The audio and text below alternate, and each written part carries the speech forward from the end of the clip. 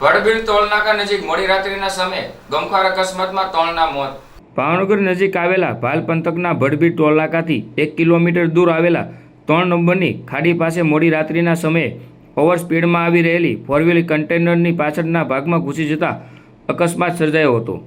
જેમાં ફોરવ્હીલમાં સવાર રહેલા વિરેન્દ્રસિંહ કિરીટસિંહ સરવૈયા ઉંમર વર્ષ 40 રહે નવાપરા હાથીથાન, બળભદ્ર રણજીતસિંહ ચુડાસમા ઉંમર વર્ષ 48 મિલિટરી સોસાયટી અને ઇમ્તિયાઝભાઈ અરુણભાઈ મલેક રહે અમીપરાવાળાનું અકસ્માતમાં મોત થયું હતું.